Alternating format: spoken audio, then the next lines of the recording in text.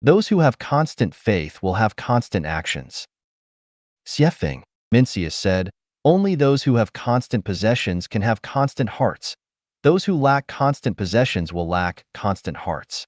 From this, we can understand that only when the common people live and work in peace and contentment can society be peaceful and harmonious, and all industries can prosper and develop. However, can those who have constant possessions always abide by the law and refrain from wrongdoing? Will those who lack constant possessions inevitably break the law and engage in all sorts of misconduct? Not necessarily. The legal protection of private property rights is a universal value. Any act that deprives individuals of their lawful private property is a crime, regardless of the noble moral justifications. The sanctity of lawful private property rights is both natural and divine, a protection and respect for the people's livelihood and reproduction. It is the guarantee of the people's survival and prosperity. Enabling the multitude to possess constant property is like providing vast pastures for cattle and sheep. This is the way to nurture the people of the world. But let us not forget that constant possessions belong to the material realm.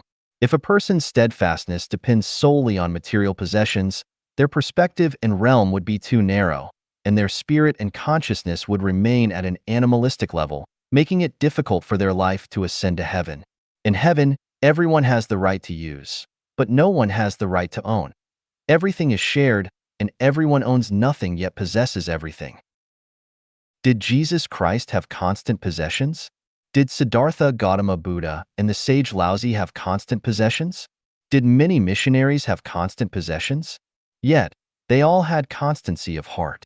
Above the notion that those who have constant possessions have constancy of heart lies a higher level of spiritual and conscious state.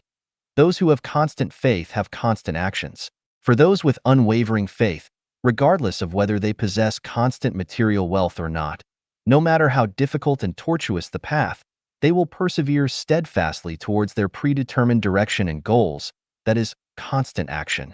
Those who possess constant possessions may not refrain from wrongdoing, but those who have constant faith will never transgress. For example, someone may own a small farm, signifying constant possessions, yet cannot guarantee that they won't use pesticides, fertilizers, or even growth hormones on their vegetables and fruits. But for those with constant faith, they won't, because they are acutely aware of the dreadful consequences of transgression. Of course, the constancy of faith depends on what one believes in.